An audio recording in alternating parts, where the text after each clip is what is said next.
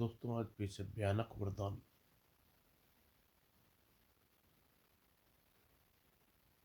ये कवर चित्र है दोस्तों।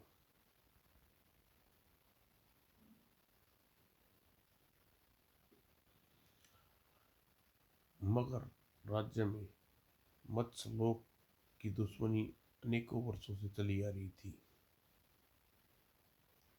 दुश्मनी का कारण था मगर राज्य के मत्स्य लोक पर हमला करते और उन्हें आहार हेतु पकड़ ले जाते। हा हा, बचकर कहाँ जाएगा। उन आक्रमणों से मत्स्य राज स्वयं परेशान थे। काश मैं इन मानवों का अंत का कोई हल ढूंढ पाता, क्योंकि मगर मानव बहुत ही शक्तिशाली थे। उनकी खालें मोटी होने के कारण उन पर मत्स्य मानव की सेना के हथियार असफल रहते, जबकि मगर मानव कुछ ही समय में उनका सफाया कर डालते। चबर चबर चबर। और एक दिन सबर का प्याला भर गया। मगर मगर मानव ने उत्सव को उत्साह बहुत बढ़ गया है। हमारे लोग के प्राणी दिन प्रतिदिन कम होते जा रही है, मगर कोई हल नहीं निकला तो वह दिन दूर नहीं जब मत्स्यलोक में एक भी प्राणी नहीं होगा। आप ठीक कहते हैं मंत्री, हम पानी सिर से ऊपर से गुजर गया है। तभी महाराज की जय हो। क्या बात है द्वारपाल महाराज, आपके मित्र नागलोक के राजा नागराज आपसे वेट करने आए हैं। उन्हें आदर सहित अंदर अतिथि गृह में ले आओ। सिर जी, मित्र नागराज कैसे हो? मेरी छोड़ो, यह बताओ तुम कैसे हो मित्र? जवाब में मत्स्य लोक अपने लोक की दुर्दशा का हाल सुनाया। मत्स्यराज, अब इन मगरमानों का आतंक हमारे नागलोक पर भी बढ़ गया है। पहले इन मगरमानों ने हमारे विष का प्रभाव हो जाता था, पर अब वह विष का प्रभाव भी नहीं होता।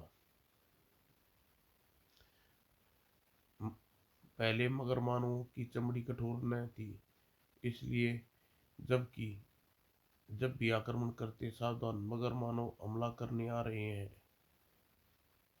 हमारी नाग सेना उनका मुकाबला करने निकल पड़ती और जमकर लोहा लेती। मुलायम चमड़ी होने के कारण नागों का विष दंत उनसे डस लेता। फिर मानव ने कठोर तप करके सूर्य देवता को प्रसन्न किया। बोलो क्या मांगते हो? भगवान, हम चाहते हैं नागों में विष हमारे दांतों में असर न हमारे शरीर में असर ना करे।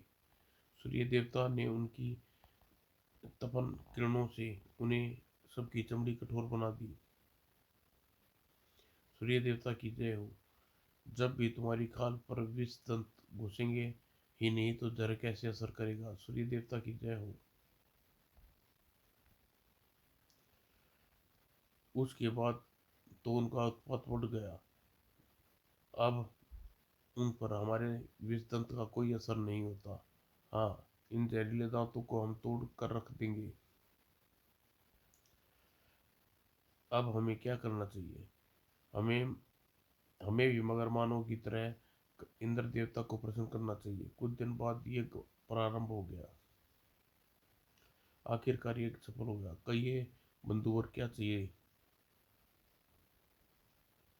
नागराज और मत्स्य ने अपनी दुविधा बताई। हे इंद्र देवता, आप ही कोई हल निकाल सकते हैं, वरना हमारी सारी जाति का विनाश हो जाएगा। इंद्रदेव ने उन्हें एक चकोर डिबिया दी। जब तक उनका हमला हो उनकी रुख उन करके डिबिया खोल देना। जय इंद्र देवता की। अगली बार जब मगरमानों का हमला किया, महाराज जल्दी से वह डिबिया खोल दीजिए, शत्रु बढ़ते जा रहे हैं।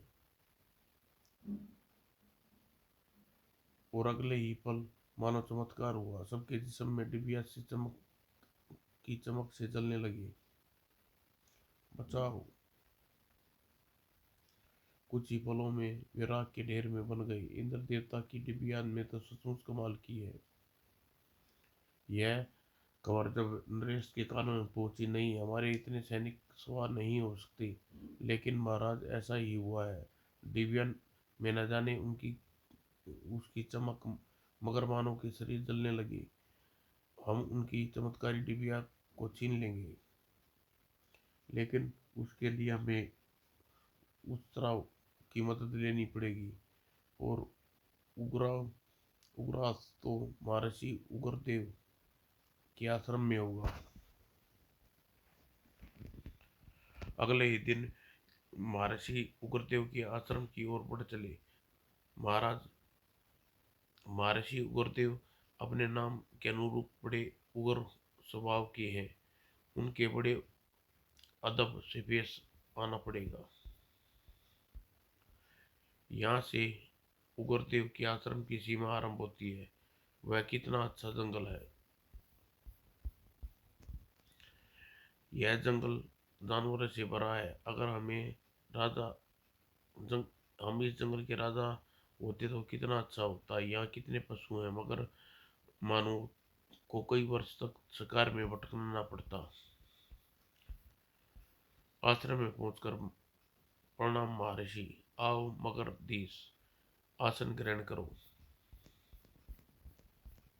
कैसे इनके गुराव की मांग करूं? यहाँ ठीक कर रहेगा महर्षि? या तो हमें अपनी शरण में ले लीजिए, या हमें अपनी विपत्ति का उपाय बताइए। लेकिन तुम्हारी विपत्ति है क्या? मगर ने सफेद झूठ बोला। पिछले वर्षों नागदेव और मत्स्यदेव के सैनिक हमारी नाक में दम कर रखा है। आए दिन हमारे राज्य में आकर उत्पात मचाते रहते हैं। उन्हें हमारी सेना की टुकड़ियों को अकाल मृत्यु के मुंह में पहुंचा दिया है। एक बात समझ में नहीं आती, वे तुच्छ नाग मानव और मत्स्य मानव, तुम शक्तिशाली मानो, मगर मानव पर भारी कैसे पड़ गई? यह सब इंद्र देवता की करतूत है। वह स्वयं हमारा विनाश चाहते हैं, इसलिए तो उन्होंने एक डिबिया दे दी, जिसकी चमक से मगर मानव के शरीर जल कर राख हो जाते हैं। उग्रदेव स्वभाव अनुसार क्रोधित हो उठे। यह तो सरासर अन्याय है इंद्र देवता का तुम पर। लेकिन यह बताओ, तुमने इसका क्या उपाय खोजा? इसका एक ही उपाय है, उग्रास। लेकिन अकेला उग्रास मत्स्यमानों की सेना और नाग सेना का मुकाबला कैसे कर पाएगा? यह आप मुझ पर छोड़ दीजिए। सिर दी महर्षि ने उग्रास को बुलाकर सारी बात समझाई। उग्रास, तुम्हें मगर नरेश के साथ जाना होगा। नाग मानव और मत्स्य मानव का पर अत्याचार से छुटकारा दिलाना होगा। जी गुरुदेव। उग्रास ने खड़े ही गर्दन घुमाई। चलिए महाराज। यह खूबी थी उग्रास में, वह अपनी गर्दन चारों तरफ घुमा सकता था। और मगर राज्य में पहुंचा। उग्रास, तैयार हो जाओ, मत्स्य लोक हमला करना है। लेकिन महाराज, यह तो रणनीति नहीं है कि शत्रु को बगैर उन पर चढ़ाई कर दी जाए। अभी मत्स्यमानों की तरफ से हमले की चेष्टा भी नहीं की गई। उग्रास, महर्षि ने तुम्हारे मेरे साथ इसलिए भेजा है कि तुम मेरा सहयोग करो, ना कि मुझे आदेश दो। ठीक है, जैसी महर्षि की आज्ञा, मैं उस आदेश का मानने को तैयार हूँ।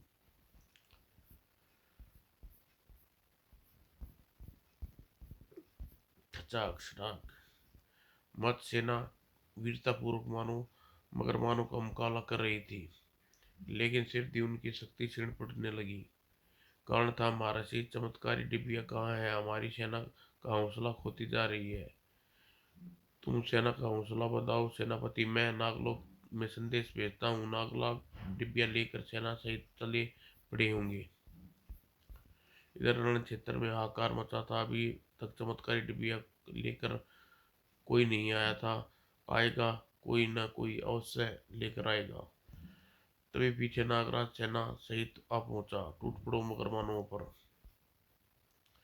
और नागराज ने तत्काल ही डिबिया खोल दी। बचाओ।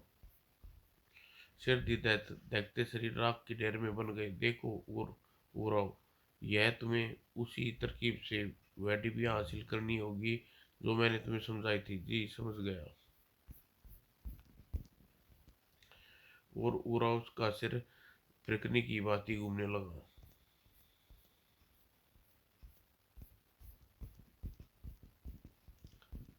और जमीन में सुरंग बनती चली गई। इस समय मगर सेना के हालात दो पार्टों में फंसे दइये पहिए जैसे हो गए थे। एक तरफ तो मत्स्य मानव उनकी संख्या कम कर रहे थे, दूसरी ओर चमत्कारी डिबिया कहर पर पा रही थी। हाँ, सब भस्म हो जाएंगे।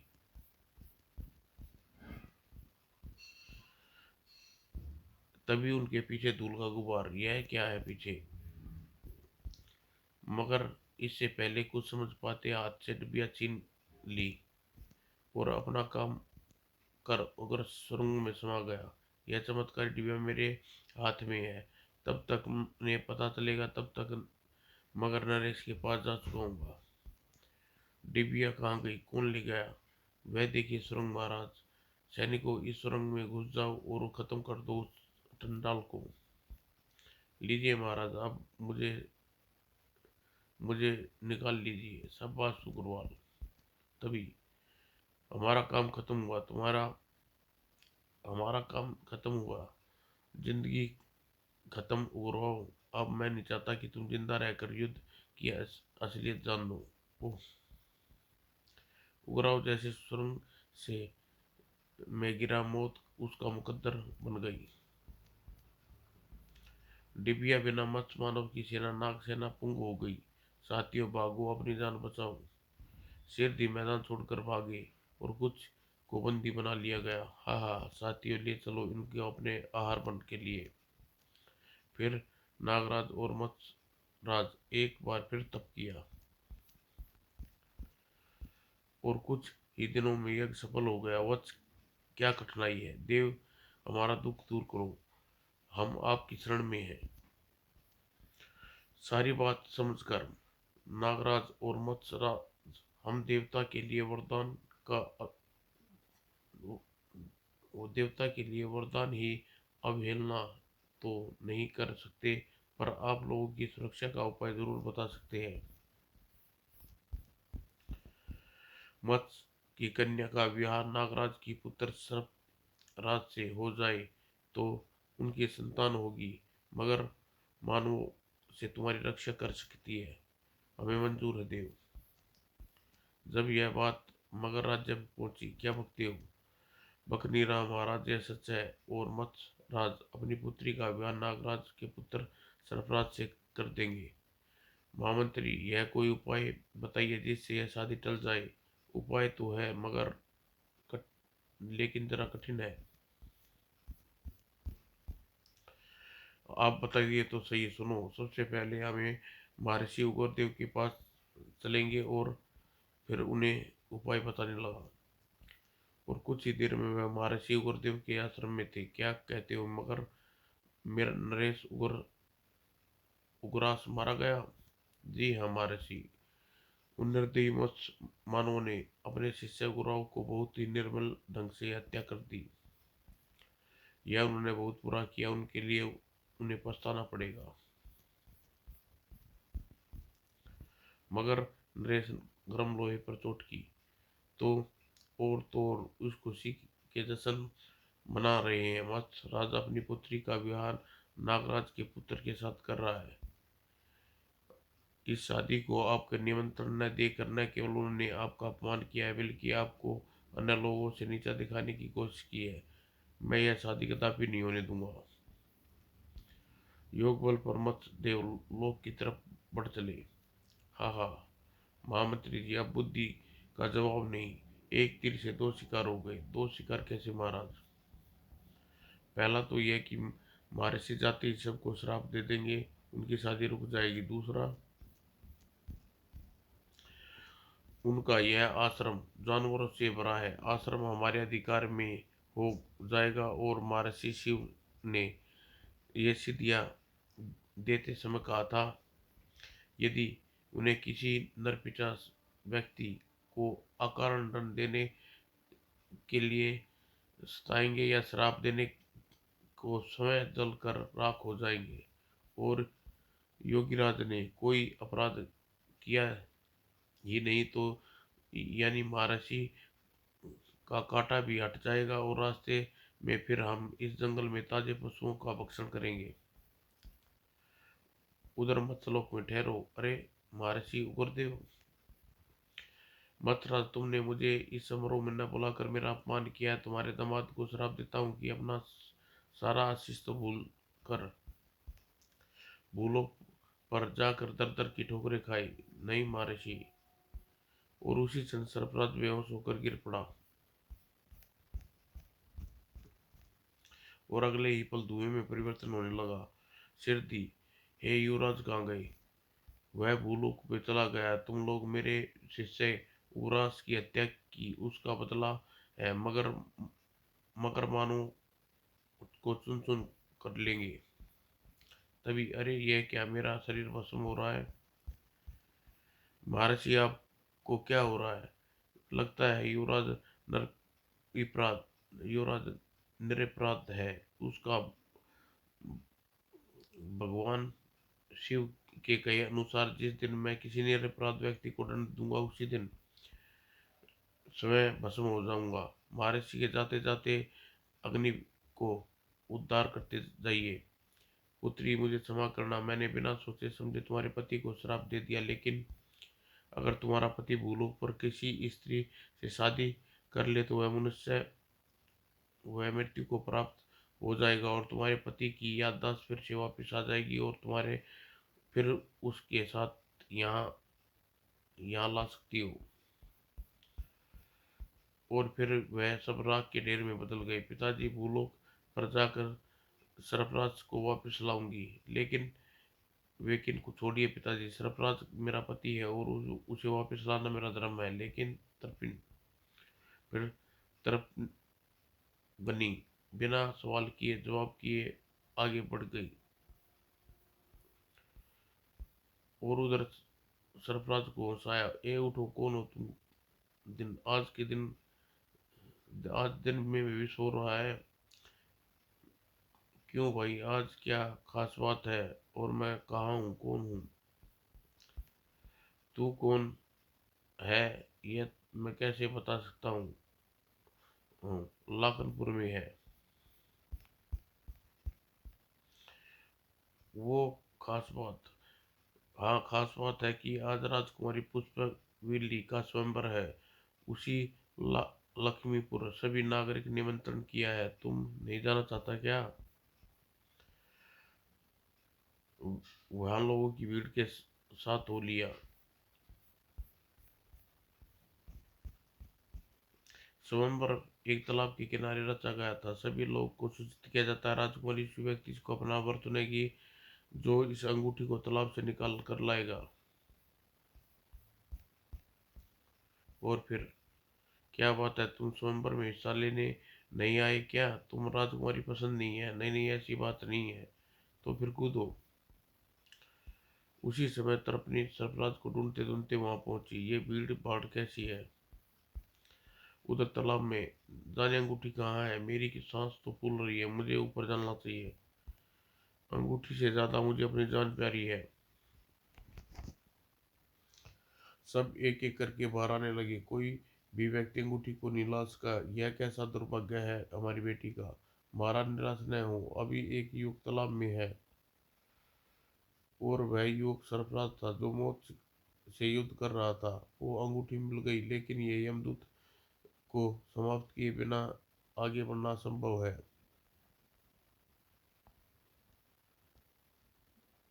और क्रोध में उसके मुंह से विष की ज्वाला निकली और ऑक्टोपस निश्चल निश्चल कर दिया। लेकिन मेरी समझ में यह नहीं आता कि मेरे मुंह से अग्नि की ज्वाला क्यों निकली।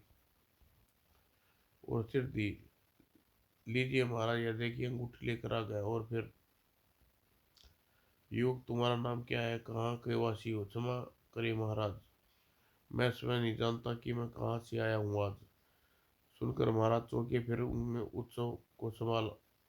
स्वयं को संभाला। ठीक है, तुम अपना नाम नहीं बताना चाहते तो न सही। आज से तुम्हारा विवाह हमारी पुत्री पुष्पवती से होने के कारण तुम्हारा नाम पुष्कर के नाम से पुकारेंगे। नहीं, यह तो सरफराज का विवाह हो चुका। यदि लौट उसकी याददाश्त लौट सकती है, पर इसके लिए वह राजकुमारी पुष्पवली को मरना होगा। जबर युवराज पुष्कर बनकर राजमहल में रहने लगा। उधर मगर मानो की मनचाही चरम सीमा पर थी। कुछ ही दिनों में कोशिश के बाद तरंगनी पुष्पवली की सेविका बन गई। एक बात कहूँ तरंगनी, तुम्हारी सुंदरता कभी कभार मुझे जलन होने लगती है। मुझे तो किसी देश की राजकुमारी होना चाहिए था। काश आप असलियत समझ पाती, मैं एक राजकुमारी हूँ। फिर एक दिन ये दूध को मैंने जहर मिला दिया। उसके पीते ही पुष्पवली, ओह दुष्ट चंडाल, यह तूने क्या किया?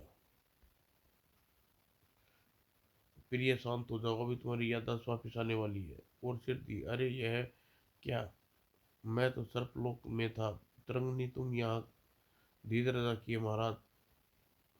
फिर उसकी नजर पुष्पवली पड़ी। यह क्या, तुम्हारी पत्नी पुष्पवली? ओह, फिर तो सारी बात बता दी। पुष्पवली, नहीं, तुम मुझे छोड़कर नहीं जा सकती। नहीं देव, मुझे सब मालूम है। सब मेरी सहमति से हुआ है। एक दिन तरंगनी ने मुझे सारी बात बता दी और उजागर, अगर मैं मर जाऊं तो दोनों का विवाह हो जाए और फिर मगर मानो और विनाश के लिए तुम्हारी संतान होगी। हाँ राजकुमारी, तो फिर मुझे मार दो। क्या? हाँ, जिस तरह सर्प राज भाप है, उसी तरह मुझे आपकी वास्तविकता में एक अप्सरा हूँ। मेरा श्राप है, मुझे खत्म होना है। तभी खत्म होगा जब कोई स्त्री मुझे मारेगी, इसलिए यह कार्य करना होगा। और पुष्पवली ने प्राण छोड़ दिए। तुम धन्य हो देवी। फिर वे सर्प लोग लौट और उन्हें एक पुत्र हुआ जो मगरमानुओं के लिए काल साबित हुआ। मगरमानुओं ने फिर कभी उन पर हमला नहीं किया। समाप्त।